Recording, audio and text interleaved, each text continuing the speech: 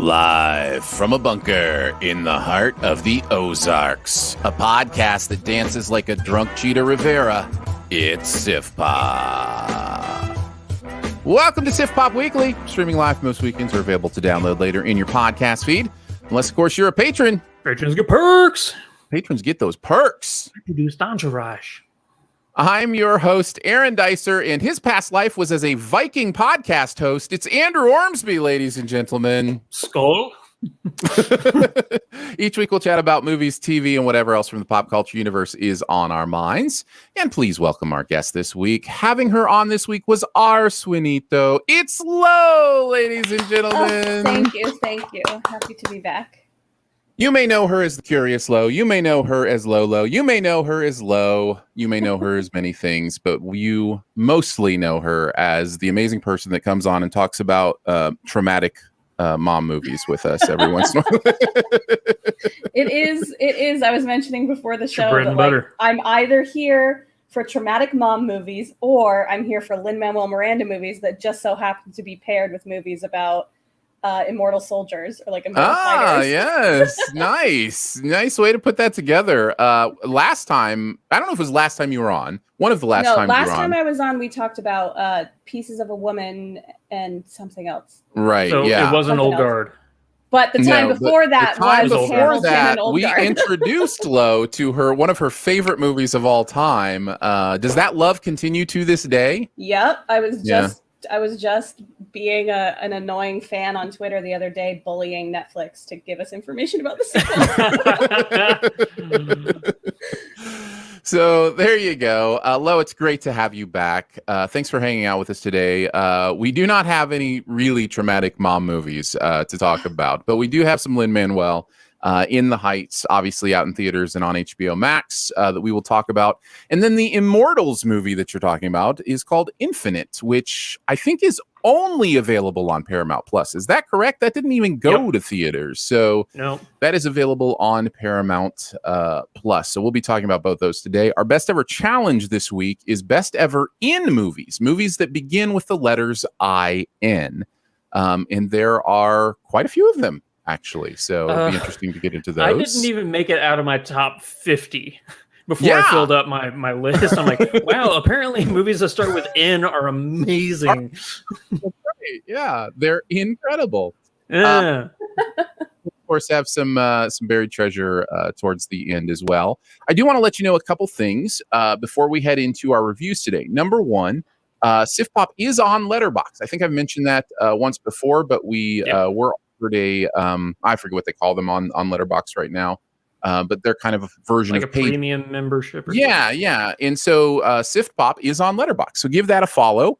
You will see posts of all the articles from the website, our best ever challenges in list form show up there. A whole bunch of different stuff happens there. So if you are interested or already on Letterboxd, go ahead and give Sif Pop a follow. I will say both. I think all three of us actually have Letterboxd accounts as well. So mine's, of course, Aaron Dicer. Andrew, do you remember your Letterboxd account? It might be Flick Freaks. Might be. Lo, what's yours? Mine's the Curious Lo. Okay. So there you go. So if you want to follow any of us on Letterboxd. Flick Freaks. I had no idea that Sif Pop had an account. I just followed it. Nice.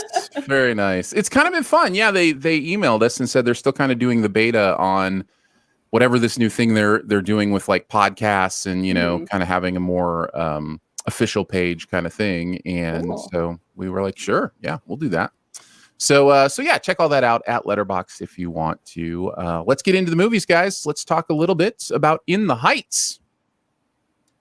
In Washington Heights, New York, the scent of warm coffee hangs in the air just outside of the 181st Street subway shop, where a kaleidoscope of dreams rallies a vibrant and tight-knit community. At the intersection of it all is a likable and magnetic bodega owner who hopes, imagines, and sings about a better life. Lin-Manuel Miranda started writing this, I believe, in 1999. This is a project he in some form or other has been working on for 2 decades. It came to life first as a play, I believe, and 2008-ish is when it went when to the play Yeah. went to Broadway.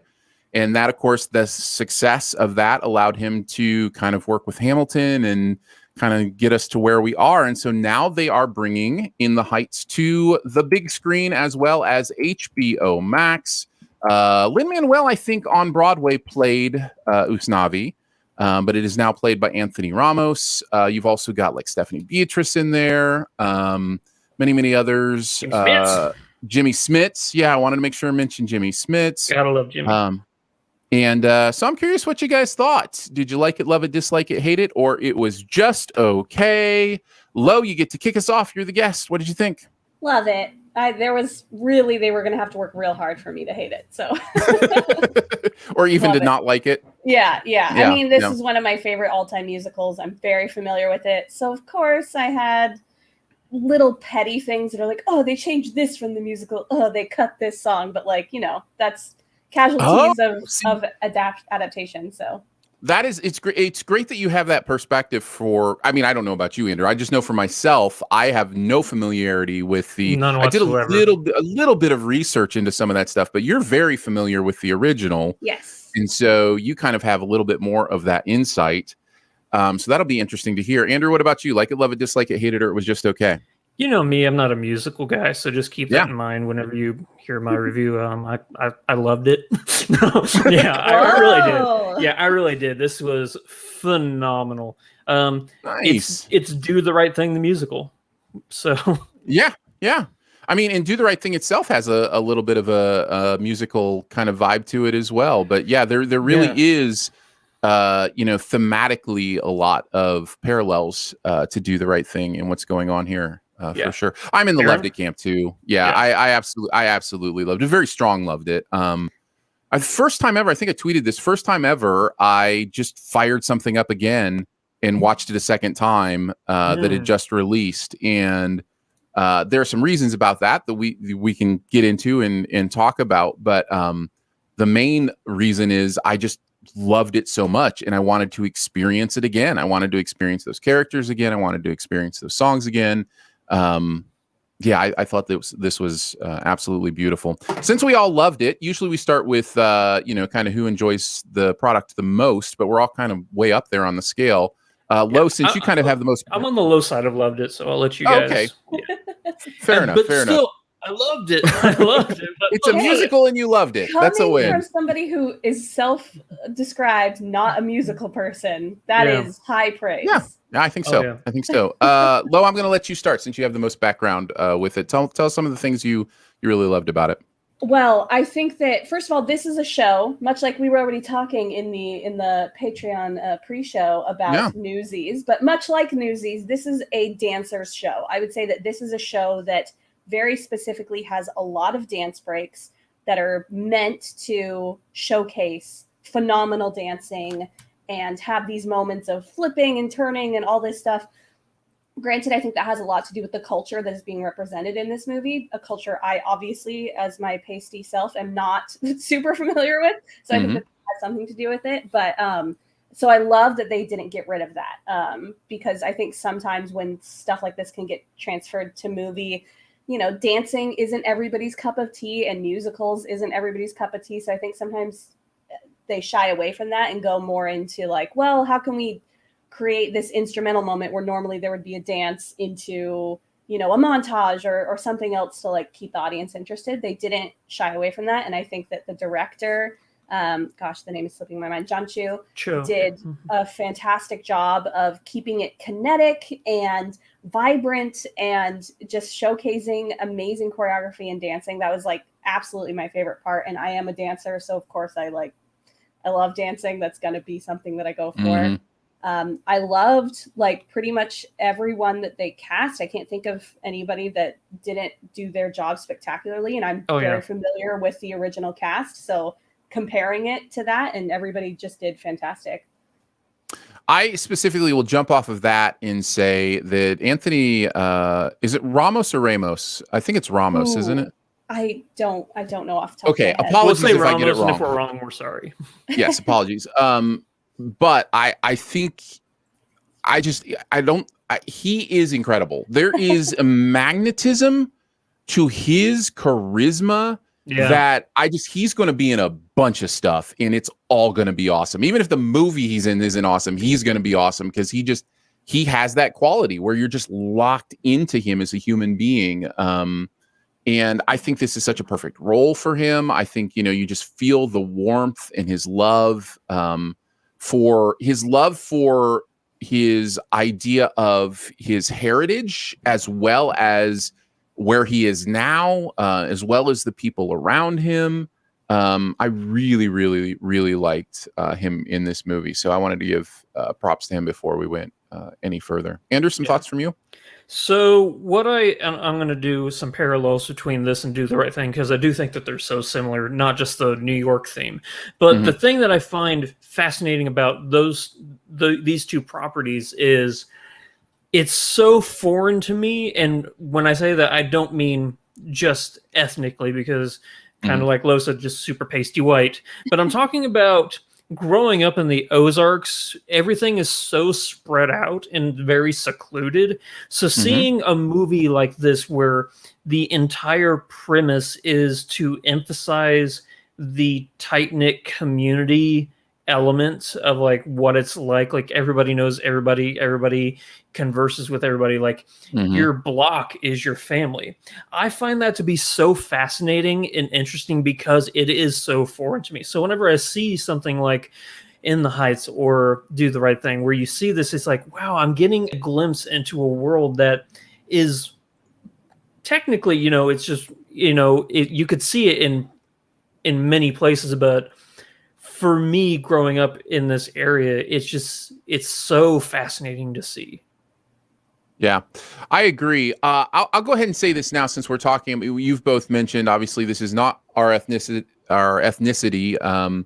And one of the things I love about these movies is the ability to put yourself in the shoes of others. And, you know, I love it when a movie is so very specifically, built for a certain community. And even if I'm not in that community, I get to experience it. I do try, when we do a movie like this, if we don't have, somebody on, to kind of do some research about what other reviewers, writers who are in that community are saying about the movie and kind of how they feel about it.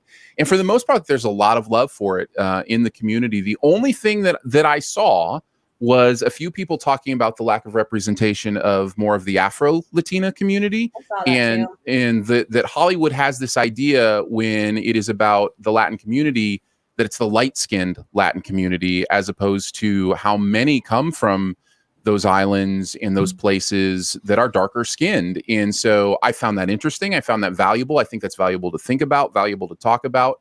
And I just want to make sure I'm doing my part to communicate things that I see when I kind of do that research into the movie. And I will say again, for the most part, lots of praise, but that was one thing that several people brought up. So I wanted to kind of bring that out as well.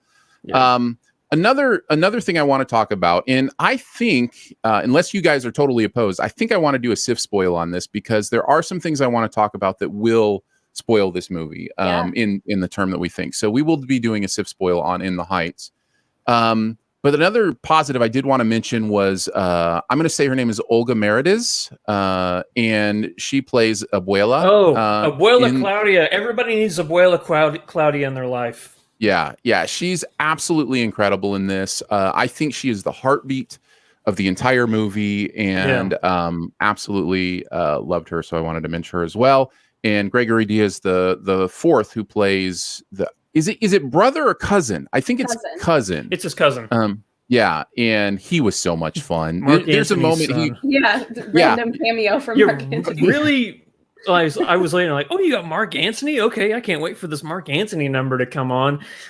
No, he's great though. He's great in that scene. He's really good. I was going to mention the Sunny moment in the pool is just. There's so much life in his part of, I think it's 96,000. 96G is one of my favorite songs of the movie. It's so great. It's so great. Yeah. And one of the reasons, I'll say this now, since we're talking about 96,000, because it was primarily 96,000. I missed a lot watching that the first time. I missed a lot of the lyrics. I've never seen this before. I've never heard this music before.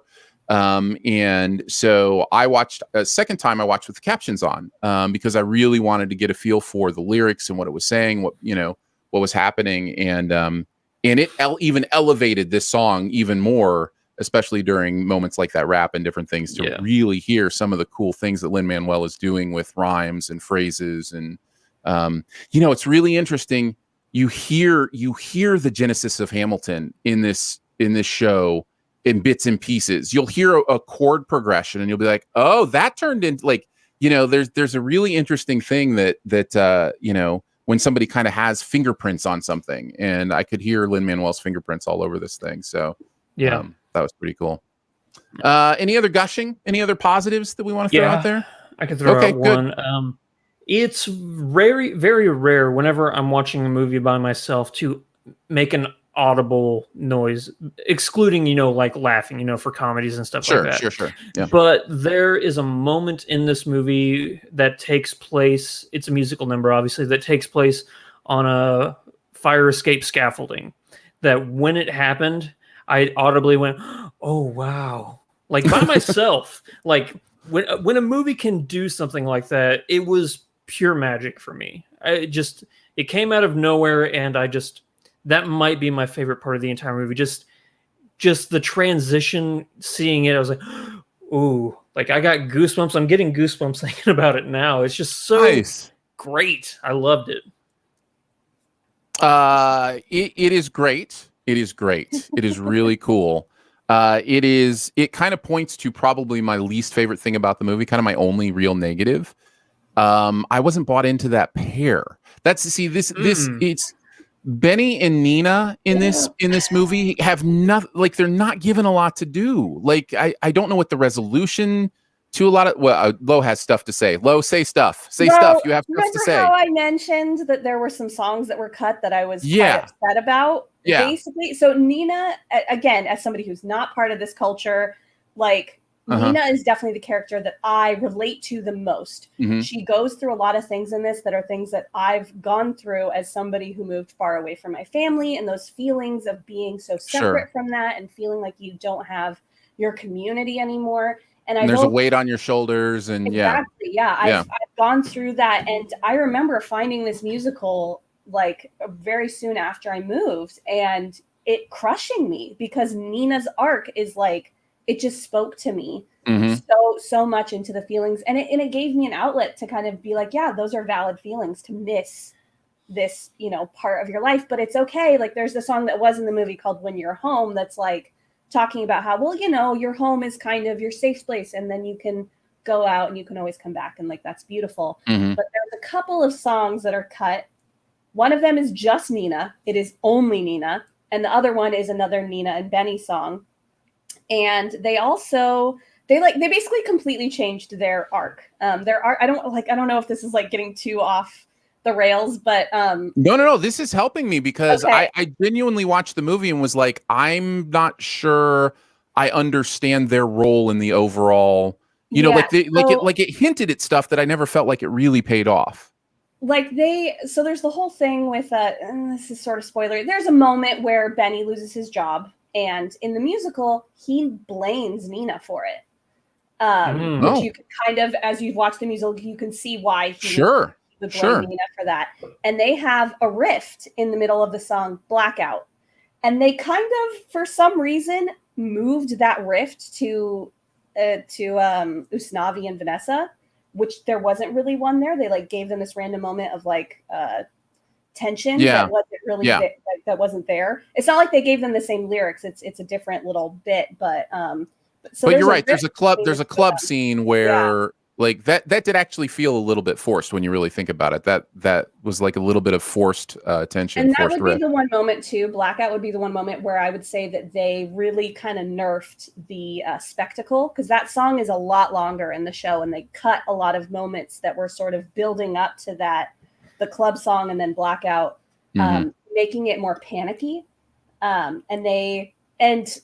This is, again, since it's not my culture, I don't know, like basically in the show there's like rioting that happens and like people breaking into businesses and stuff like that, and I can see them wanting to be like, you know what, we're bringing this show about like mostly Latin people, and there's already this kind of stereotype of them being, you know, violent and breaking in and like, oh, they're gonna riot. I can understand wanting to take that out, so like I get that. I'm not saying that it was necessarily the worst decision in the world. Well, what I had read was that they specifically, and you know more because you've seen the original, but that they specifically created more of a story about gentrification, like really focusing on the gentrification, as opposed to a lot of the other racial components that the story dug into in the original. Patrick Page, who plays Pike, who was like the guy who owned the store next door. As far as I remember, it has been a hot second since I've actually watched the show. I've mostly listened to the soundtrack, but that character like doesn't exist. That like plot of like half of the store being, or half of the cab company being sold off first, like that's just like not a thing. The stuff about the Dreamers isn't a thing. Sonny is like much more of a background character. He's there, but he's more like Graffiti Pete, if you even remember that character. He was like there a couple times. He's more like that, where he's just kind of like, you know, he's there doing his thing, being sort of somebody for Usnavi to bounce stuff off of and have a second person there. But like all this, like a lot of the Sonny plot was new, which again, they were trying to go for something that was a little bit more modern. I mean, this show is over a decade old, so they were modernizing it, which is great. But in that, I think they lost some of Nina's stuff. And one of Nina's songs is actually a song that's all about Abuela Claudia after something kind of terrible happens. And it gives Abuela Claudia so much more character, and you see even more how much she's the center of this community. So I think that I just like, for me, I miss it. And again, I understand how they were trying to do some different things, and you know, the Broadway show still exists, the musical soundtrack still exists, so I'm not like super mad about it. Well, you know, we've been talking this whole time about stuff that they cut, you know, from the Broadway to this. This is still a 2.5 hour long movie. You know, the show is only 2 hours. I don't know how they did that. It doesn't seem like they added that much, and they cut a few songs and like shortened a few songs. So like, I didn't know that. That's interesting. It's like longer than the Broadway show. Did it feel long to you, Andrew? No, it didn't. Okay. It didn't, and that's why whenever we've been talking about, you know, how they cut this song and this song, and they adapted to where this character is more prominent than they initially were. I was looking, I'm like, well, what was the runtime? Because it didn't seem, but I was shocked because I guess just because I was so enamored and immersed in this movie that time really didn't affect me at all. But whenever I looked, I was like, oh wow, 2.5 hours. Okay. So I was wondering how long the actual Broadway was. So, but that's interesting to know that's actually shorter than the movie itself. Yeah. I think also one of the ways that they sort of, and again, I don't want to say padded because that has kind of like a negative connotation, but just, you know, they added some more context, expanded. Usnavi telling the story to the children on the beach is like not a thing. Right. They kind of use that to replace some of the fourth wall breaks. To the audience. Nice. Interesting. So it makes sense for a movie. I think that they could have gotten away with just having him sing to camera, but you know, it's really amazing. It's really amazing that that's not part of the. I mean, it's not. It makes sense that it's not part of the Broadway show, but it is such a crucial part of the movie. It's it's the narrative element that ties everything together. Right. Yeah. In the movie, it is. Yeah. Are we going into negatives yet, or we still got things? I already kind of did my negatives. I've mentioned mine. Yeah, I didn't feel as invested in some of the side characters as I thought I was supposed to be. That's my only real negative. Yeah, I have a couple. One of them is that from the beginning of this movie, we're told that Washington Heights is this magical place made of music and everybody loves it and stuff like that. But I think that there's too much in this movie of people either trying to get out or people trying to,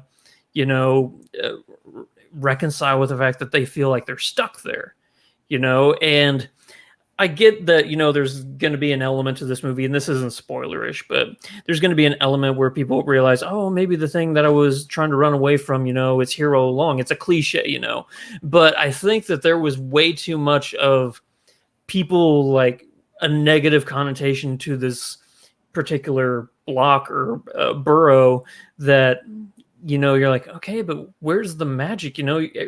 For 2.5 hours, people are dissing on this place that I'm supposed to be falling in love with.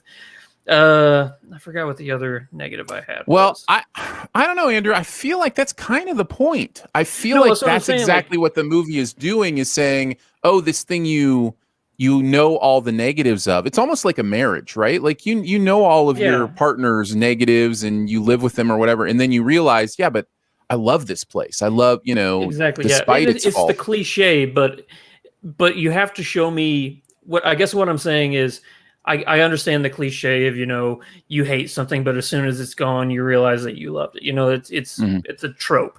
But what I'm saying is I don't think that the movie did enough to show me the things that were lovable about it. Granted, I think that, it's supposed to be the community as a whole and the people, but I don't know. Maybe it's a super nitpick for a movie that I love. Well, I will tell you for me what it is, and it didn't lock for me until the big number that kind of goes into it. I think Carnival. There's a number called Carnival. That's where it locked for me, because it was just this real beautiful, like, not just are we a community in unity, we also have our separate individual identities as well. Like we're communities within a community. In many ways too. So for me, it locked in that it's the people, it's the community, it's the life we're living together, and say its name so it doesn't disappear, that kind of thing. So, but I get what you're saying. You're saying. We haven't really talked about something that I just thought was really funny just off the top of my head, that Stephanie Beatrice, who we all know as Rosa Diaz from Brooklyn Nine-Nine, is this happy, bubbly, giddy character in this movie. And I'm like, that's not the Rosa Diaz I know. She got to use her real voice. When she talks in interviews, she's like so bubbly and excited all the time. She's so different than Rosa. I'm just waiting for her to pull out a Rambo knife and like threaten somebody with it, but nope. Not this. A change that I loved, although it was subtle, is that we got a little tiny bit of LGBT rep, which is not in the show, of Carla, Stephanie Beatrice's character, and Daniela being a lesbian couple. And I was like, heck yes. Oh, I didn't even notice that.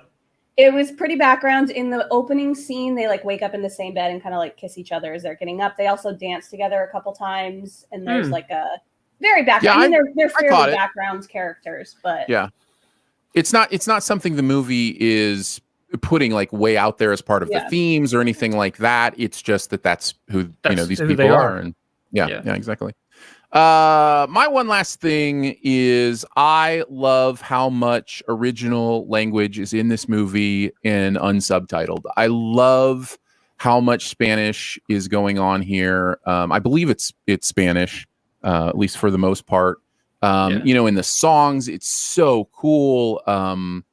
There's this moment in one of the songs where Sonny and the main character's name just slipped my mind, Anthony Usnavi.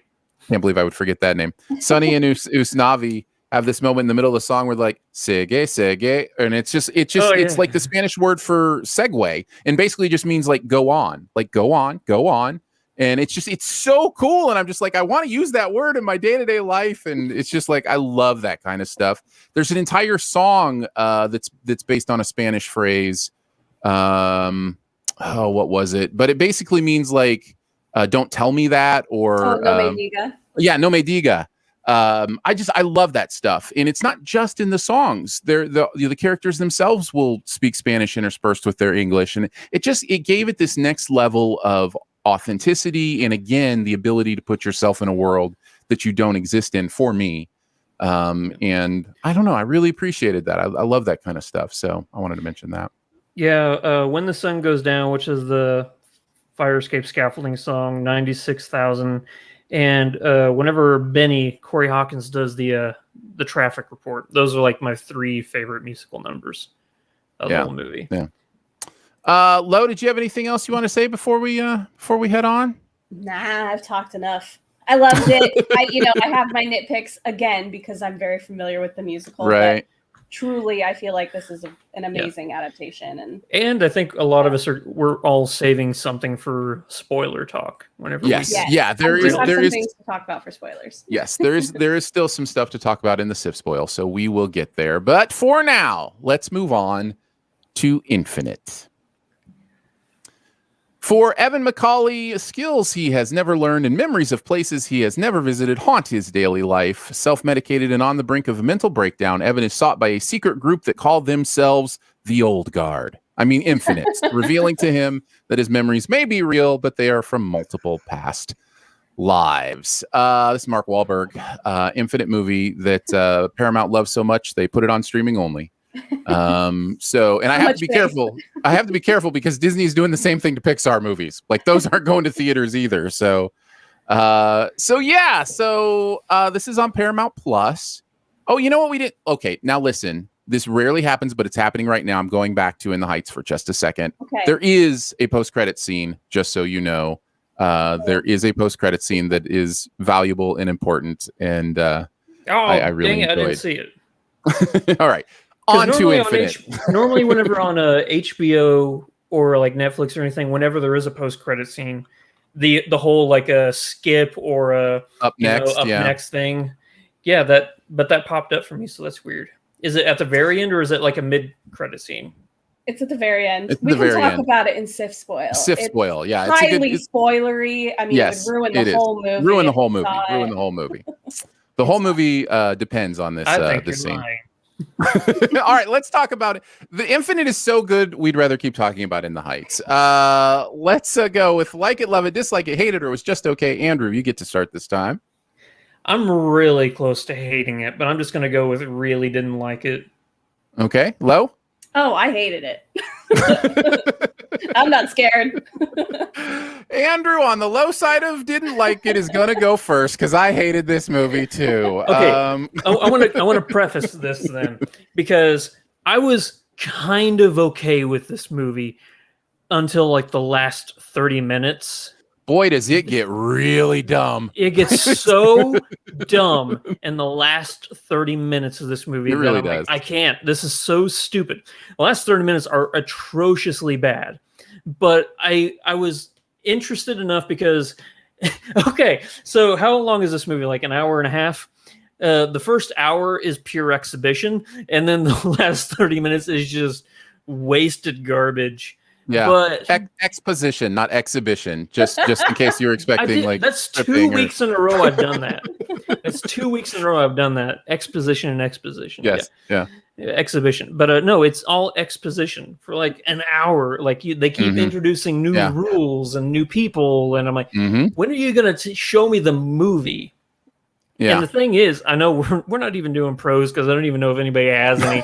But I have 2 things that I think were done well. Yeah, it wasn't Mark Wahlberg's performance, I'll tell you that. It was not. No, that guy can't act.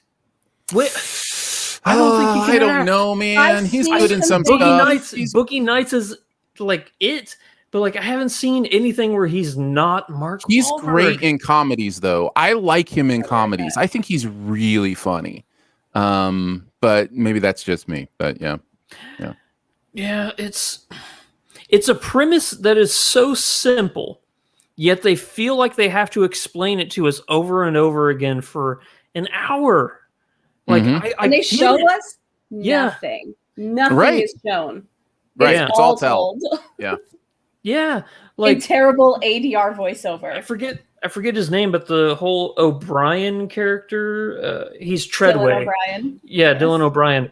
Which, by the way, if you're going to name a character, don't name him Heinrich, you know? I mean, it's like one step away from naming your character Adolf, you know? You just don't do it. You know, it's...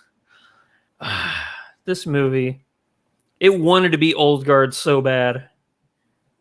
I'm going to sidestep that because I'll just rant about all of the similarities to Old Guard and all the ways that Old Guard did it better. But I do have a pro. I do have one pro for this movie. What's your pro? Let's be positive. I mean, a lot of people will put a lot of hard work into this movie, you know, and we want to respect that. Yeah, CGI is really bad in this movie. But the one pro I have is there's a character in this movie played by Liz Carr. Her name is Garrick. Mm-hmm. And she's the one who was in the chair.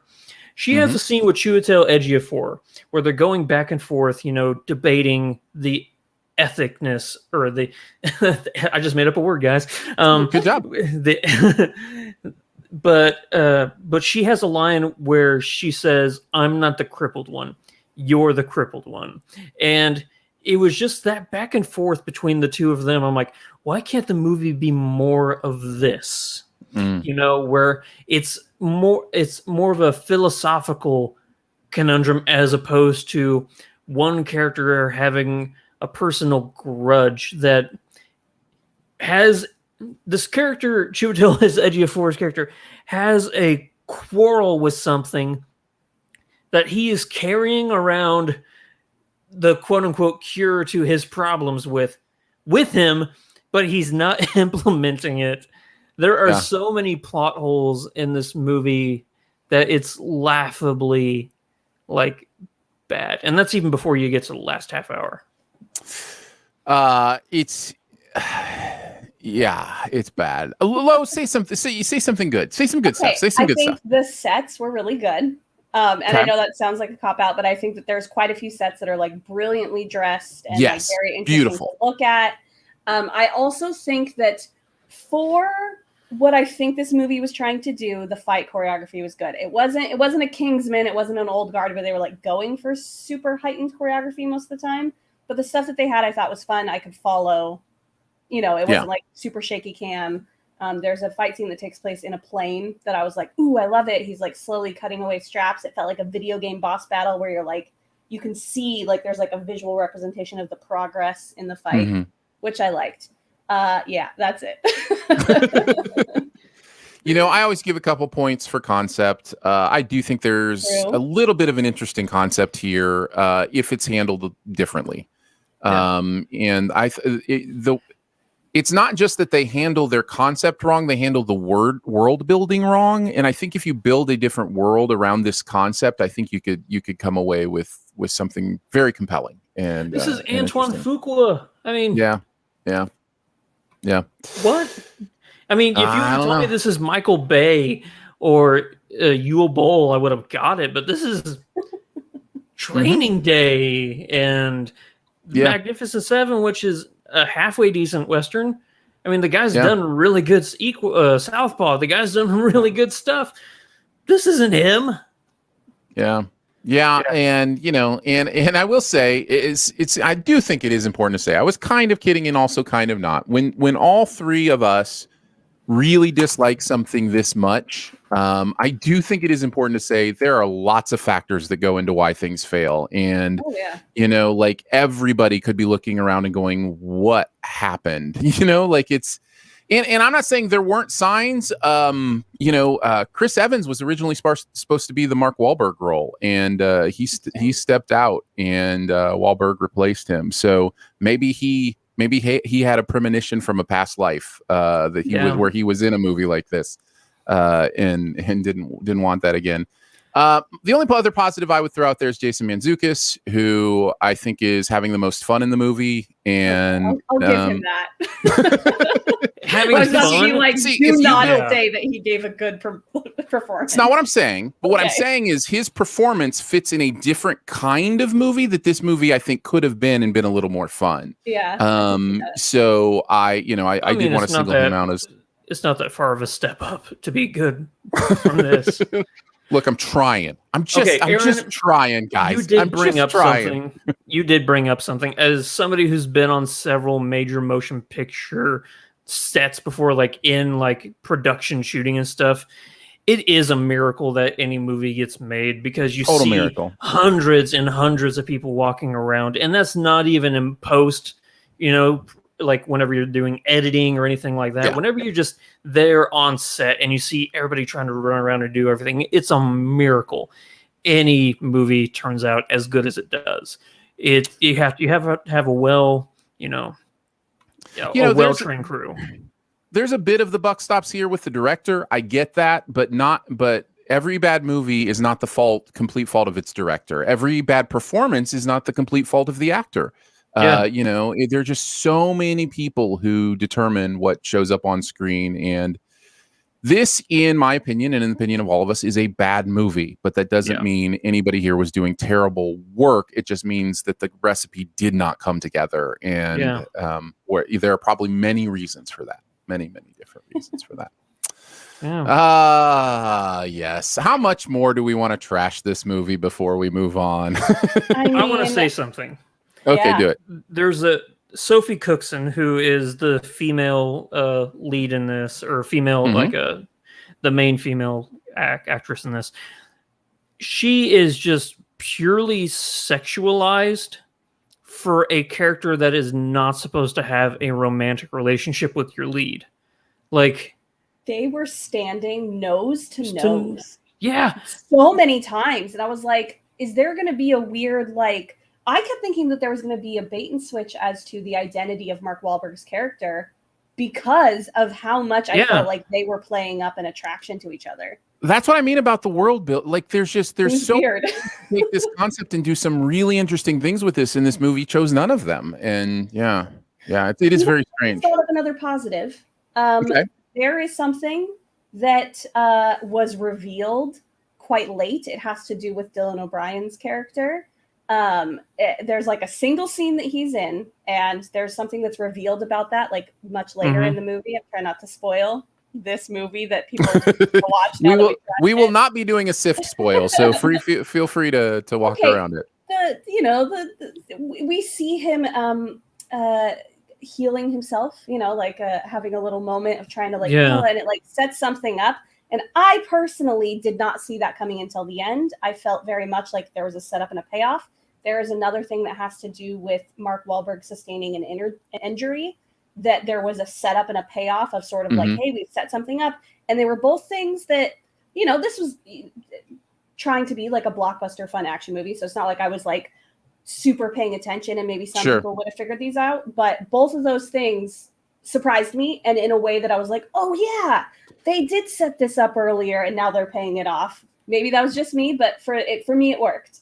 I'm reaching for positives here. No, you're good. The only problem with that first thing is it makes no sense. Of course it doesn't. Makes no sense. How in the world would they not know? In what universe that has this kind of technology do they not know that first reveal? Somebody has to go back in time and tell them, oh, this is... Come on. Like, it was just... This movie got so dumb at the end. Like, just like, please don't pay attention to anything but the flashing lights. Like, don't think about stuff, because it's gonna fall apart. There's a motorcycle jump in this movie, and that is the exact moment that this movie went from okay, I'm not really invested in this. Was there a shark underneath the motorcycle? To just utter garbage. Yeah. All right, well, let's move on. We don't need to trash it too much. Again, that is Infinite, any more than we have already. That is Infinite on Paramount Plus, if you want to check it out. I don't know if that's on the free version or not, because I subscribe. So, okay, so that is on the subscription. All right, before we head into our best ever challenge, a reminder, if you would like to support what goes on here at SIF Pop, we'd appreciate it. Keeps us going, keeps the website going.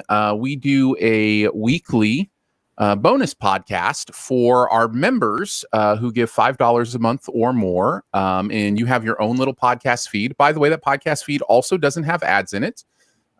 So that's all yours at patreon.com/SIFPOP. We also have a monthly family meeting where we do just kind of a call together, a video conference together, and hang out and talk about whatever you want to talk about. You can check out what level that is at the Patreon.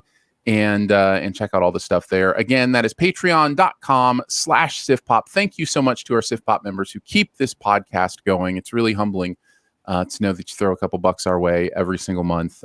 Means a lot to us. So thank you for that. And again, if you're interested, patreon.com/SiftPop.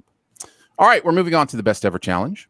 This week, best ever in movies. Movies that start with the letters I in. I did put a note in the email that we are dismissing articles in this one. And what I mean by that is no articles included. So The Incredibles does not count. That has a the in front. So because there are so many of these, we didn't want to kind of give away too many of them. So let's see. Has to start with the letters I and N. We'll go from number 5 to number 1. If you have it higher, feel free to trumpet.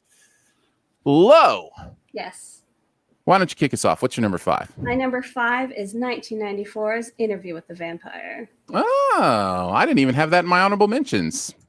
It's in other words, Aaron hates it. I hate this movie. No, I will tell you this. It's one of those movies that like you either love it or you hate it. So like, fair enough. No. Well, sorry to contradict you, but I don't have strong opinions on this movie. But but what I was going to say is because there are so many great ones, I really didn't even go into like movies I like. Like everything, even in my honorable mentions, are movies I love. Yeah. So yeah, same. Yeah. It's like this is all things I adore. Yeah.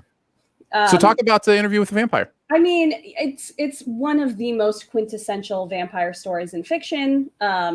Certainly of at least the more modern vampires. Like if you're getting away from Nosferatu and Dracula, Interview with a Vampire and the book series that it's based on. There have been multiple movies, some better than others, that have come out based on the book series. And this one is, I think, so fantastic. And there's a lot of great acting in it. And it's compelling. It's like juicy and interesting. And I love some of the ways that this changed a lot of things for vampire fiction moving forward from this point, both the movie and the books that they're based on.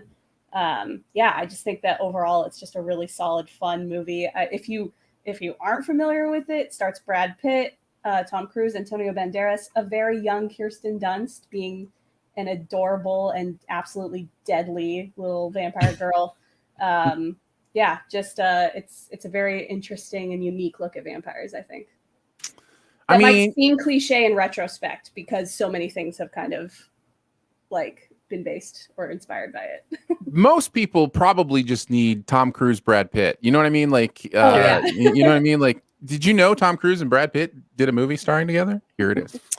But yeah, good call. I'll go next. My number 5 may get trumped, probably will get trumped. I had Inside Man at number 5. I love this movie. It was my first honorable mention, so I mean, just the fact that I have this at number 5 should tell you, how full this category is, because I love this movie. It's the best heist movie ever. It is. I'm not sure if I would say that, but it's definitely close for me. It's I know my you favorite. love Ocean's 11, but I think really do. Okay. It's the best practical heist movie. I think it's so supremely well executed. I think it is Spike Lee's best. It's my favorite film of Spike Lee. I wouldn't say it's his best film. We already talked about Do the Right Thing earlier, and I think that's a better movie than this in many regards. But this is my favorite to watch, and I really enjoy it. I think the performances in it are absolutely incredible. Denzel's at the top of his game.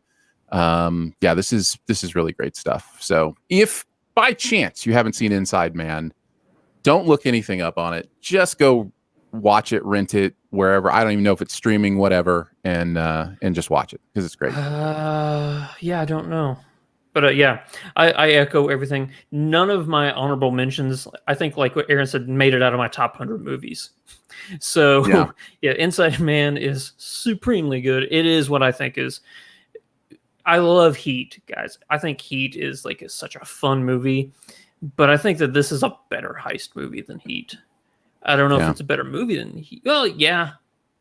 I think that Inside Man is a better movie than Heat. But it's close. That's high praise.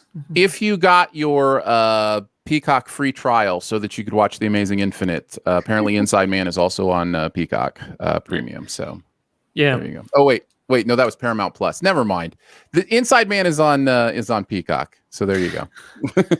Yeah. All right. Andrew, what do you got at your number 5? So I'm gonna go with a French movie called Untouchables. This is a spectacular movie. It's about a young man who is an older gentleman who is a quadriplegic who is very wealthy, and he gets a new caretaker who is somebody who is a young black man who is so unfamiliar with the world that this older gentleman is from, and like seeing how they learn from each other, like how they can, take knowledge from like one coming from a very rough upbringing and how that's made him stronger, and how, one being, paralyzed and how that has made him stronger, when they learn and they grow, and you see what started off with a little bit of frustration and a hint of animosity blossoms into a beautiful friendship. The score of this movie is just out of this world. It's so good. It's I forget the gentleman's name, but there's a song in this called Una Mattina. And if I look it up, it's Ludovico Inaudi is the name of the score gentleman. It's just a beautiful movie. I absolutely love it. This was remade recently with Kevin Hart and Bryan Cranston. Yeah, which is I believe. Not as good as this is what I've heard. So I actually haven't watched this. No, this is on my list of shame. So yeah. I highly recommend it. So yeah, there you go. Very nice. All right, let's do our number 4s. Lo, what do you got? My number 4, I would be highly surprised if this is on any of your. It just doesn't strike me as the type of movie that you guys will be like, yes, amazing. But In Bruges is my number 4. It's one of my favorite movies of all time. Yeah. Yeah, I love In Bruges. Really? Okay. Yeah, In Bruges is great. It's another movie that like some people really don't like, so I'm always like wary about like talking about it because it's like, it's a movie. It's a very. You have to know who you're recommending this movie to. Yes. Yeah. Oh, for sure. I mean, Martin McDonagh went on to get more attention with 3 Billboards. But this is a better movie in my opinion. In fact, this is the only Martin McDonagh movie I really enjoy. I like all of his movies. I like this, 7 Psychopaths. I don't know if Pillow Man was ever adapted to a movie or not, but I would like Pillow Man too. But you've got it on your list, Lo, so keep talking about it. Yeah. I mean, it's a it's like a dark fantasy movie, but like still realistic somehow. It's there's a lot of talk about morality while still having some kind of off the wall comedy moments that don't feel out of place. There's a lot. The dialogue in this movie is just fantastic. There's a lot of really so funny back and forths between a lot of the main cast, and it's a movie that has a lot of like setup and payoff that works really well, and like the way that the movie ends is just spectacular. And there's some stuff about like purgatory, and like it just goes into some places that you don't expect from this movie, that if you just watch the trailer you think, oh, it's about some like hitmen that are hiding out after a job. Like that's what you think going in, which is true, but that's so barely scratching the surface. Colin Farrell and Brendan Gleason are both absolutely remarkable in this movie. Ray Fiennes. Yeah. There's a bunch of Harry Potter alums in this. My parents actually last year went to Bruges and saw everything. Oh, nice. Yeah. Oh, that's fun. They saw the Swan. Yeah, I like it as well. In Bruges also streaming on Peacock. So if you want to check it out, you can go if you're somebody out there who says that Colin Farrell can't act, they need to watch this movie, because the inner turmoil that he goes through in this entire movie and just his entire character arc is just it's incredible how good he is in this movie. It's a movie that demands a lot from its lead actor, and he delivers. I mean, if you're a person who says Colin Farrell can't act, I mean, there are several places I could direct you to squash that view, but In Bruges is definitely one of them. He's pretty great. And funnily enough, I only saw this movie for the first time about 6 months ago. Oh, and really? It very quickly became one of my, easily top 100 movies. I get it. Yeah. It's in mine, so yeah. My number 4, a little bit of cheesy fun. This is where I have Independence Day. Trump. Oh, very nice. Andrew, what do you got at number 4? Actually, remember, I had Independence Day as a buried treasure because I rewatched it not too long ago. Oh, nice. Yeah. My number 4, this is where I have Inglourious Bastards. Is this getting trumped by anybody? No, I have my honorable mentions. I've never seen it. Oh. Do you like Tarantino? I do like Tarantino, but I am also like, it's definitely one of those movies that I feel like I have to be in the right mood to watch. And I've just never like been thinking about it and been in a mood that I've been like, yeah, I want to see this like high action. This is how I think of it, like this high action, but probably pretty bloody movie. So I'm like, I got to be prepared. There's definitely scenes that I would say are extremely bloody, but it's a movie that is, and maybe Aaron would disagree with this, it's a movie that's very difficult to put into a singular category because there are scenes of this movie that are just ridiculous and so funny.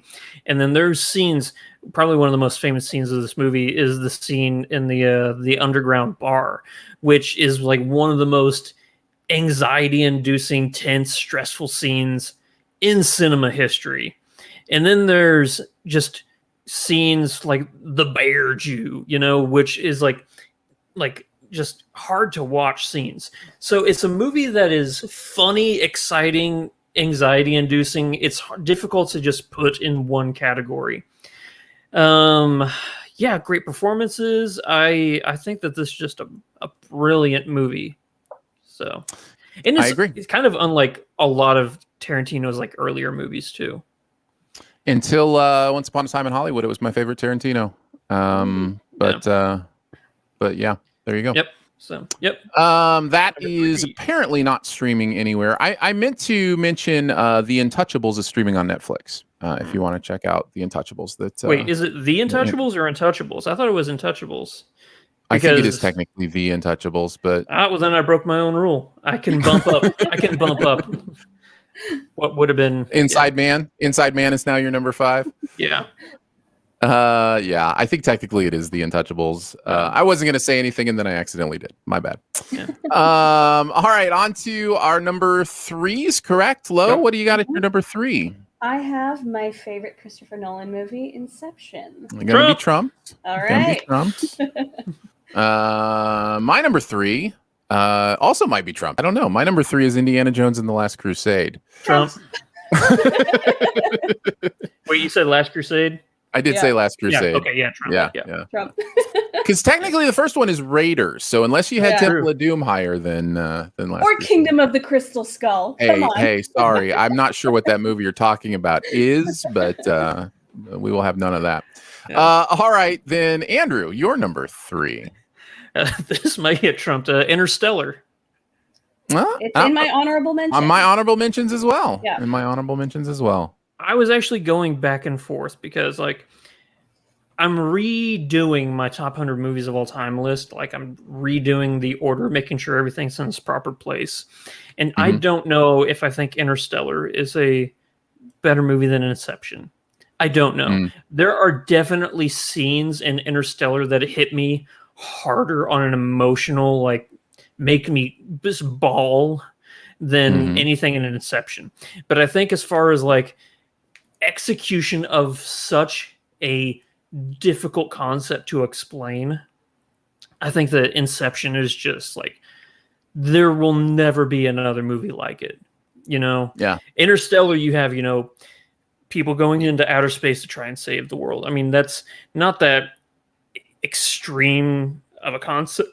Sorry, it's not that extreme of a concept, but the execution and the relativity of time and stuff, that's really what sets Interstellar apart from other space movies.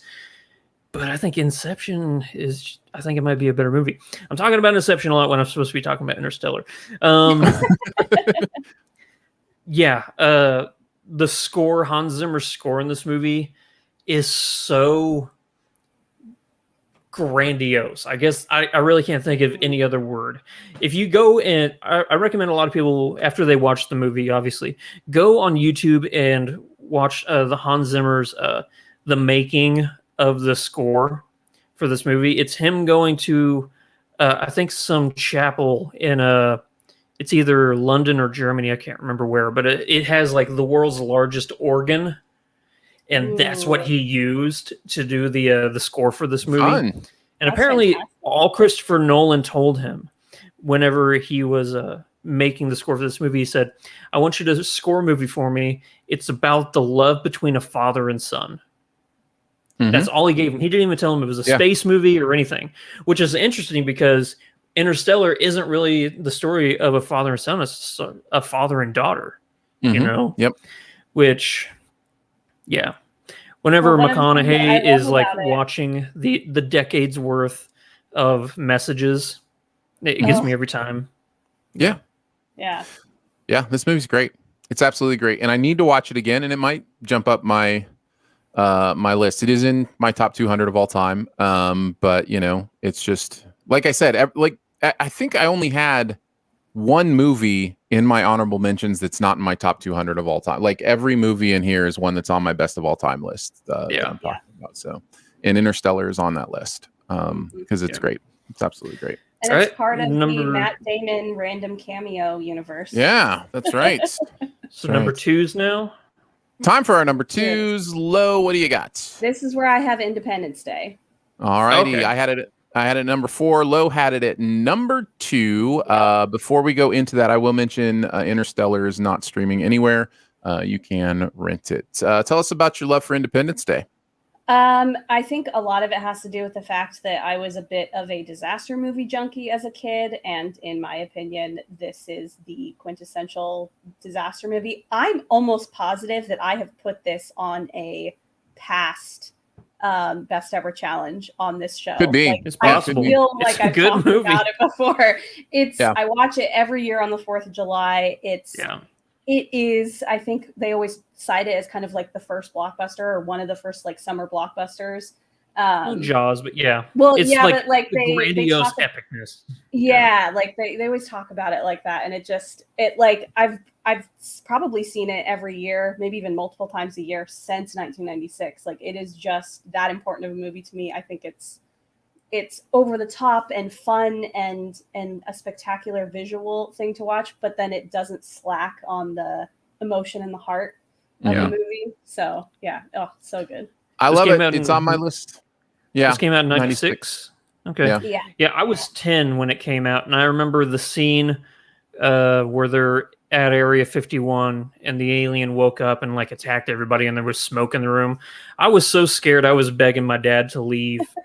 But he was like, no. My dad wasn't one of those like, oh yeah, we can go. You know, he's a tough it up kind of a guy. You know, suck it up. But yeah, Bill Pullman's Independence Day speech at the end is one of the best speeches of any movie ever. So. I've told the story many times. Touring with a choir, we were touring over Independence Day weekend, and on Independence Day, we got in the bus that morning and we're heading to the next place, and I asked if I could say something to everybody on the intercom of the bus, and I just gave the whole Independence Day speech on the bus before we took off for our next trip. Did somebody in the front row give you the overly exaggerated salute? Of course. How old were you when you did this? This was college, so this would have, I would have been like 20, probably 19 or 20. So yeah, and at that point, the movie was like 3 years old. So it was like 2 or 3 years old at that point. But yeah, Will Smith, just absolute charisma on the screen, absolutely owns it. Goldblum is so much fun in this movie. It is just, it was over from the moment the White House blew up in the Super Bowl commercial. Like it was just like everybody was going to see this movie, and everybody did, and it was so much fun.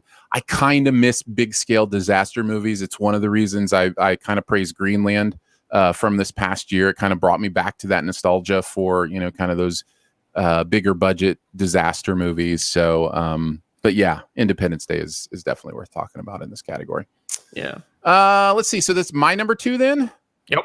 Yes. This is where I have Inception. Am I still trumped? Yeah. Oh, wow. All right, Andrew, what do you have at number 2? Well, this is probably going to get trumped. This is where I have Last Crusade. Trump. Yeah. So. Aren't we having fun? We all have like the same movies, just in different order. No, Yeah. I'm the only one with a unique number one. Not that it's a surprise, and not that everybody I have a can't guess it, feeling. but yeah.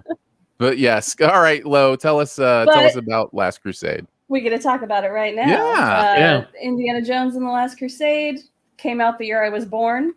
It's been just one of the movies that I've grown up watching. I'm obviously a huge fan of Harrison Ford. I'm also a very big fan of Sean Connery. I've been a big 007 fan my whole life, so there's that whole history there. And to me, it is the indisputable best Indiana Jones movie. It's one of the best adventure movies of all time.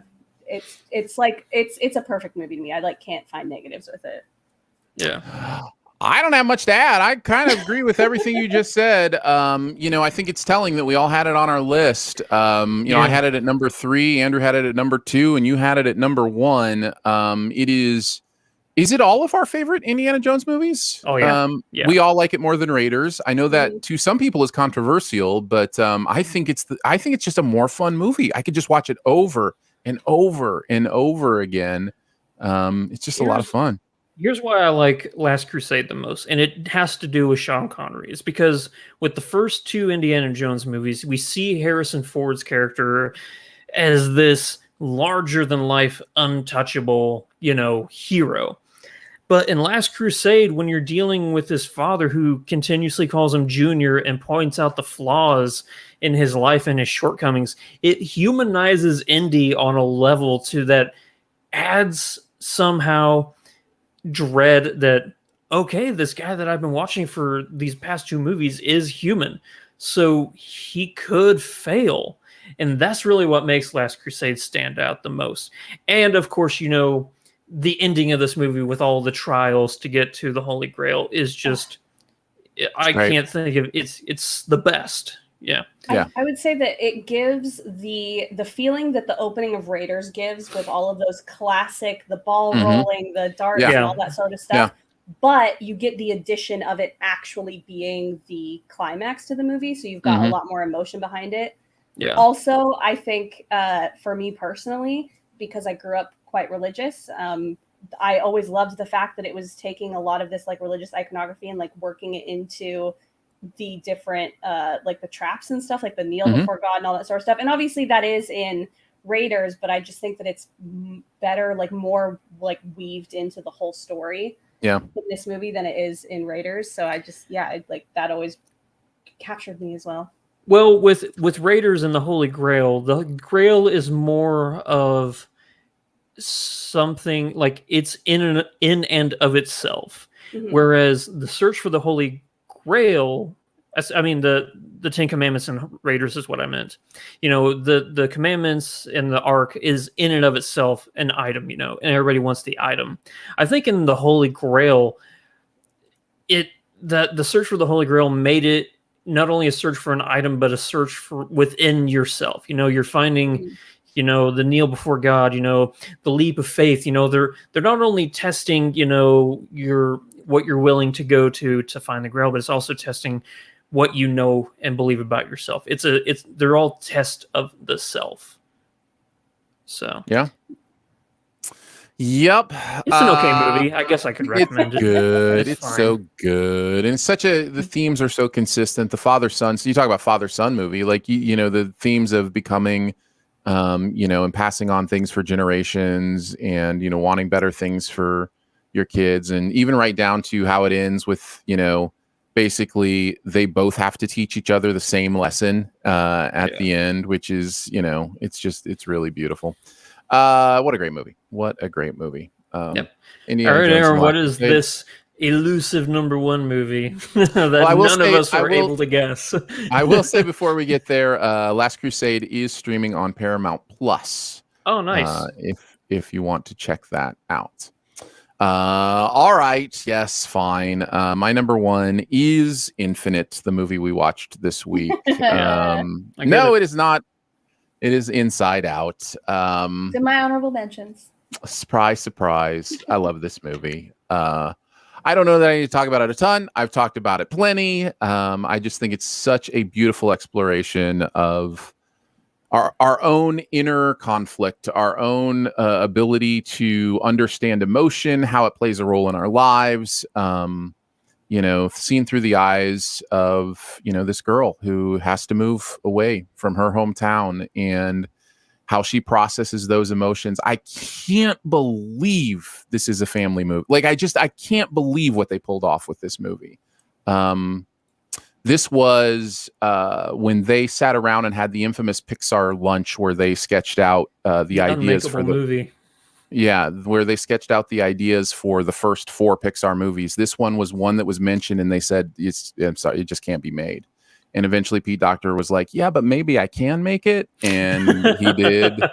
And it's amazing. So yeah, Inside Out, one of my favorites. So nice. And that, you may guess, is streaming on Disney Plus. What? All right, let's talk about it, Andrew. What's your number 1? Inception. Andrew has it at number 1. I have it at number 2. Low. I had it at number 4? 4, I think. 3. All right. So I actually Last Crusade and Inception tied with points for us. So those are both 3, 2, 1. Yeah. So, the interesting thing I talked a little bit about Inception when we were talking about Interstellar, but I think the interesting thing about Inception is while it is a movie that begs the audience to be fully immersed and fully focused on it. It's not like a background watch movie. It somehow does pull off that kind of just... I've had friends who aren't really into movies that you really have to focus on, and they still like Inception for the simple fact that some of the set pieces and some of the action sequences are so amazing and fun to look at. The Joseph Gordon-Levitt rotating hallway scene is one of the best action scenes in cinema history. But it's scenes like those that make this movie, they turn it up to 11 or the Penrose step is one of my favorite things in the whole movie too. It's a movie that kind of does what Infinite tried to do. Because if you think about it, in Infinite, this awful Marky Mark movie, the first hour of this movie is all exposition. Where if you think about Inception, so is it. It's the same thing. A lot of this movie is explaining, what is going on. But not only are they explaining it, Inception shows you. They'll talk about it, but then at the same time they're saying it, but they're showing you. Whenever I forget what Ellen Page's new name, Elliot. Yeah. I think Elliot. Yeah. Whenever Elliot and Leonardo DiCaprio are sitting at the little coffee shop, and they're like, "How did we get here?" And she's like, "Wait, are we dreaming?" It's moments like that where they were explaining it, but they're also showing you. And then she folds the entire city in half, where they're showing you the limitless possibilities of what is, capable. I would have killed to sit there and see how the Nolan brothers came up with the idea for this movie, because it's so far out there that it just you had to have spent so long planning this out to where it would even make sense. And that's kind of where what's their newest movie with the it was one of my favorite Tenet. movies last year. Tenet. Yeah, that's where I think Tenet falls short, is because even after multiple viewings, the movie can still be a little bit confusing as to the rules of this world and how they function. Whereas Inception, you can watch it the first time and have a pretty good idea, even with it being a high bar level of focus and understanding for the movie. Mm-hmm. Yeah. So that's kudos right there. Yeah, I've loved Inception since the first time I watched it. It is brilliant filmmaking. And then I read an article about an Inception theory that just absolutely changed my watching the movie. And I watched it again and I was like, oh, this movie is even better than I thought. Because whether or not that theory is correct, the fact that there are multiple interpretations of what's going on here, and yet it still makes sense, like you say. And when I say makes sense, I mean in a broad level makes sense. Although I think you know, follow the story arc of it. Yeah, absolutely. And the rules make sense. You understand what the rules are. Whether or not you have a reliable narrator, that's a different, different. But story, they tell you in the beginning of the movie that it's an unreliable narrator. You know, you know from the very get-go, you don't know if you can trust what Cobb sees. Right. Was the article you read of the wedding ring? No. It's not the wedding ring thing. It's the idea that I mean, it's not spoiling the movie because it's just a theory. Yeah. But the idea, and also it's an older movie, so we have a little more grace with those kind of things. Yeah. If you haven't seen Inception, see it. Feel free to fast forward a little bit if you want, but this isn't too much. The idea that Cobb is dreaming the whole movie, that we're one layer into dreams for the entire movie, and the way that Mal was correct. That Mal's correct, yes, and that Mal is really trying to save him, and he's the one in the wrong here, is mind blowing when you watch it with that in mind, because it works. It absolutely works. And there's a moment where he's talking to his dad in the classroom, and you can almost feel that it is his dad, right? I didn't want to get that wrong. It's been a hot second, but I don't know if they ever his dad or hers. It's got to be his. Yeah. Right. It's fine. Somebody will ding us wrong. Maybe an uncle. Yeah. Anyway, you know the scene I'm talking about, and you can just feel it in the way he's saying certain things to Cobb that he wants him, like he's trying to communicate, but they've been trying come back to reality. Yeah, come back to us. To us. You know, like, and it's just like, man, how interesting that Nolan, if that's true, if that was Nolan's intention, that he would be so dedicated to just letting that be in there and never bringing attention to it. And because he's very famously said, yes, the movie has an answer. This movie is about something, but I'm not here to tell you, what it's about. And so, man, that's just so much respect for, a storyteller that does that. So I remember whenever I first brought up the wedding ring theory, and Chris from Cinema Sins jumped on. He's like, no. Yeah. I always thought that was funny because once he explained to me, it was like, oh, yeah, that's obviously wrong. That theory holds no weight at all. But Lo, did you have anything you wanted to say about it?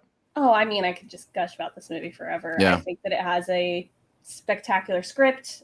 Like it is the antithesis of Infinite. Like you've already mentioned it, but it really does do all of the things that Infinite has a great idea. It has a great foundation there. If they had just, I don't know, spent a little bit more time with the script, had a better writer. I don't, maybe the direction had it fall apart. As we were saying, we don't know, but I feel like Inception had everything go right. Like this is when a movie is like, yes, everybody gave 110% and it turned out perfectly. It's so good.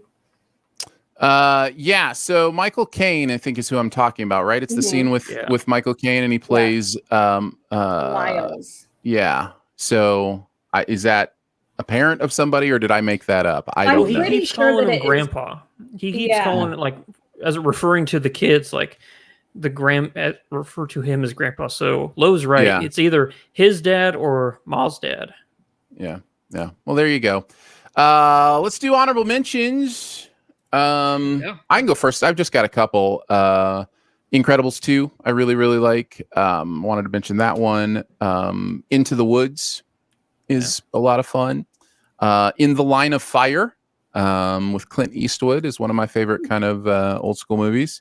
And then most recently, In and of Itself, the special that came out last year, the Derek Delgadio special, is also really, really awesome.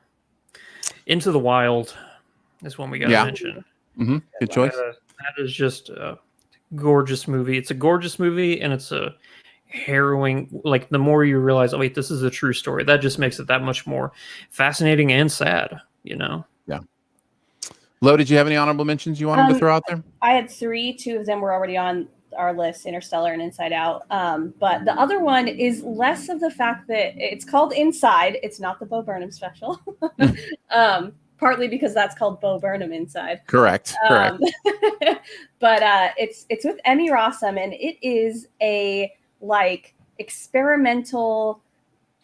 There is a movie cut. You can watch it as a movie, but I actually participated in it live. It was about like it was like on Facebook, and it was about this girl who got kidnapped, and she was like locked in her room, and this is played by Emmy Rossum, and she had like a webcam and could like talk to people on Facebook. And like, it was this live kind of like, what is it called? Like ARG sort of like thing where you're like participating in it. And like, people, interesting. Yeah. And like people were like figuring out where she was.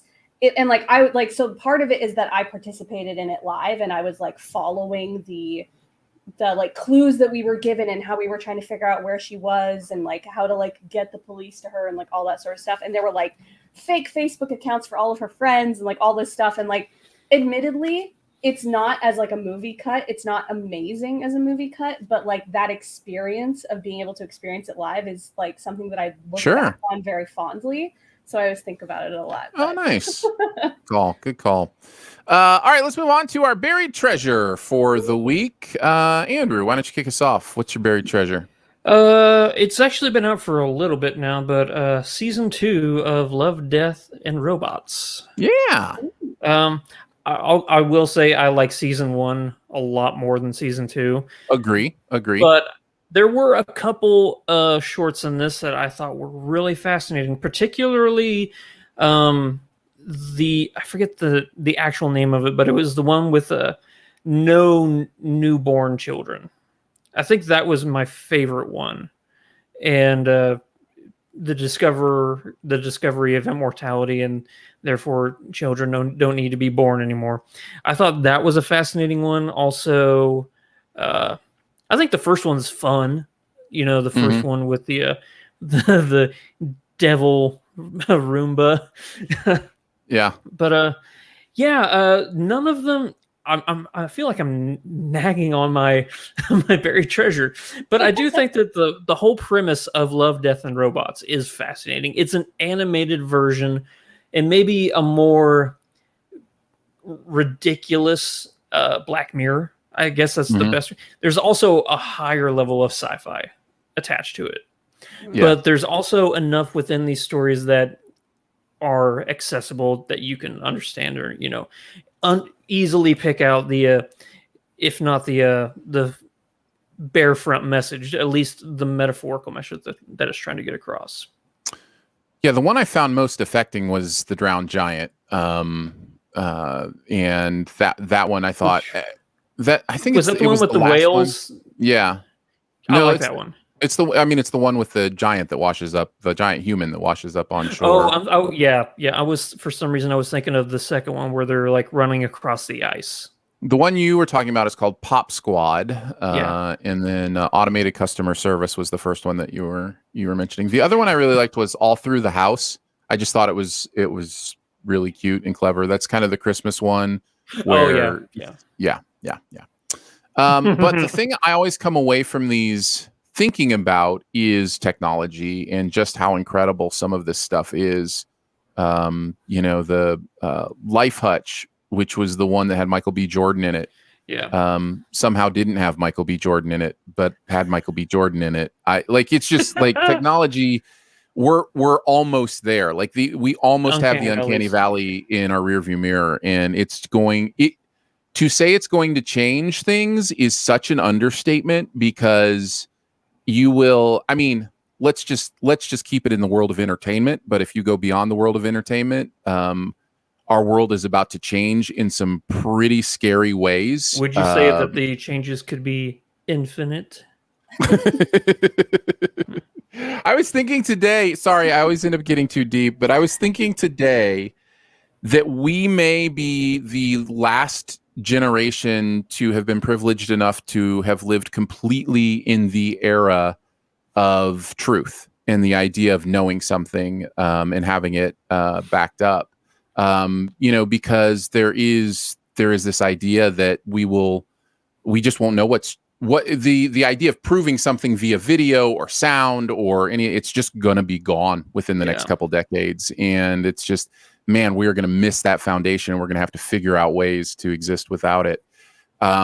Sorry to get too deep and philosophical on you. That's just what I do. Anyhow, but hey, on you an know what? entertainment Whenever level, you're watching a show like, whenever you're watching a show like Black Mirror or Love, Death, and Robots, these are the thoughts that come to your mind. So yeah. Well, and in this case, it's about just the technology and the ability for them to do the things they're doing here. So yeah, it's pretty incredible stuff. All right, I'm gonna blow Andrew's mind. My buried treasure is the good, the bad, and the ugly. Dang it! I was gonna. Okay. Here's the thing. What's happening? I saw Singing in the Rain, and really? I was waiting because I was like, the week that Aaron does the good, the bad, and the ugly, I was gonna come in and swoop in and say, "Oh, I saw the Singing in the Rain." So nice. So I'll do it next week. All right, fair enough. I can't wait to hear what you have to say. Okay, Aaron. This movie is terrible. Just kidding. This movie is amazing. I really did enjoy it. Now, I'm not a Western person. By the way, in case you aren't familiar with what Andrew and I are talking about, neither of us had seen each other's number one favorite movie of all time. So he hadn't seen Singing in the Rain. I hadn't seen The Good, the Bad, and the Ugly. I finally I'm kind of working my way through some classics that I haven't seen, and I finally got up to 66, 67, whenever this came out. This one came out.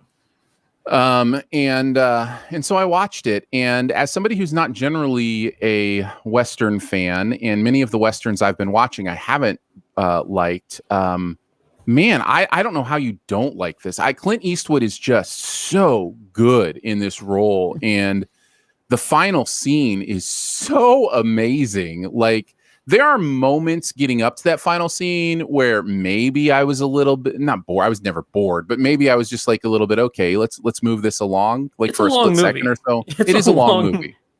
But once you get to that final scene and you start to understand, the payoffs and how it's going to happen, and there's an entire movie that happens in the last, half hour of this movie. There's probably 3 entire movies that happen in the last half hour of this. This movie, it's brilliant. It's really brilliant. It's really well done. So yeah, I really, really liked it. Nice. So there you go. Oh man, I was gonna send Phil. I was this week. I was gonna send Phil a message saying, "Hey, let me know whenever Aaron does the good," because I knew you would do it. I'm like, if Aaron ever has the good, the bad, and the ugly as his buried treasure, let me know so I can do Singing in the Rain. But that's amazing. I'll do it next week. That's amazing. Lo, you're our guest, so you get to finish. What's your buried treasure? My buried treasure, thinking about musicals, since we talked about it in the pre-show, and obviously we had In the Heights, is Hades Town, which I believe premiered on Broadway in 2019. I'm more just talking about the soundtrack because that's like accessible to everybody, but it was supposed to start going on tour before COVID. We'll see, if I think it might have already announced that it's going back on tour, but I know it's coming back to Broadway. If you are unfamiliar, it is always the show that I recommend to people when they tell me that they love Hamilton and they've never been a musical fan and they are looking for something that is maybe similar but not exactly the same. Hades Town is also a sung through musical, so if you listen to this, you're getting the entire story, just like with Hamilton. Except instead of being about history, it is about Greek mythology. It tells the story of Orpheus and Eurydice, which, if you're familiar, it is the walking out of hell and not looking back story. And then also the story of Hades and Persephone, who Persephone, again, if you're sort of familiar, is the character in Greek mythology that would go back and forth between the real world and the underworld. And that's where we get the seasons of, it would be winter when she was gone, because I think she was a goddess of spring, I want to say. The interesting thing about this musical is that it is told in jazz and and the aesthetic of it is that they set it in this kind of I would say an oil town of almost like Prohibition era, this sort of Louisiana vibes coming in there. There's definitely some New Orleans influence on the music. It's a very funky, like it's not a hip hop musical, so you're moving into something different, but it is different than your stereotypical like musical Broadway musical. So it is amazing. It makes me cry. But yeah, I think it's a really great one to listen to if you're familiar with Hamilton, because you can get the entire story without having to actually watch it if you are somebody who likes to do that. You know what it sounds like to me? It sounds kind of like "O Brother, Where Art Thou?" because "O Brother, Where Art Thou" is based on Greek, the Odyssey, which is set, during the Great Depression. But this is like a New Orleans as opposed to a Kentucky. Mm-hmm. Did you say you can like see it somewhere streamed, or? I was mostly talking about this. There are, again, I feel like every time I talk about musicals, you can find bootlegs. You can find it somewhere. It is also coming on tour. I was so excited before COVID. I was going to see it. We were going to get tickets, and then everything shut down. So hopefully when it starts touring again, be able to actually see it. But I have seen it, hint, hint, nudge, nudge. Wink, a blurry wink, say no more, version of it. But the difference here is that it is, unlike with "O Brother, Where Art Thou?", this is not a like, this is all real world. It's not real world. They are still gods. They are still going to hell. It just takes place in this kind of modern comparatively, more modern world than they're referred to as gods as opposed to king. Yes, they are definitely gods and men and going to hell and all that sort of stuff. But there's a lot of really great like political commentary. There's a song called "Why We Build the Wall," because in this the river Styx is a wall as opposed to like a river. It's like a wall that's made out of stones. And like that song was like a lot of people talked about it in 2019 as being like one of the best songs to come out of Broadway. And like there's just Wait for Me. If you're looking to get a taste of the feel, you can look up their Tony performance. They won a million Tonys. They like swept everything that they were nominated for. Maybe not swept, but they did really good. They won Best Musical and all that stuff. But their Tony performance of the song "Wait for Me" is fantastic. I really can't recommend it enough if you're somebody who's not a huge musical fan, but you kind of like some of the more like off the beaten path musicals. It's absolutely one that I recommend. Nice. I'm definitely going to look it up. Yeah, it sounds fascinating. I'm so ready for Broadway to be back. I don't even live in New York City, and I'm ready for Broadway to be back. I just the touring shows to come because I'm in Orange County. Everything comes here. Lucky that way. There you go. We did it, guys. We did a podcast. Congratulations to all of us. We have succeeded in our goals. Thank you so much for joining us today. Sif Pop is part of the Studio DNA podcast network. If you want to find out about other shows on the network, you can go to studiodna.media. Or you can search Studio DNA in your podcast player. Huge thanks to Andrew for hanging out again today. Thank you, buddy. Big thanks to Phil for producing the audio and video show. Thanks to, that almost sound like a car horn. A roadrunner, maybe. Thanks to Drew for putting together the visuals for the week. Big clap. And thank you to our guest this week. Woo! It is Lo. Thank you for being here. Thank you for having me. A blast. What do you want to promote? Where do you want to send people? What do you want to tell people?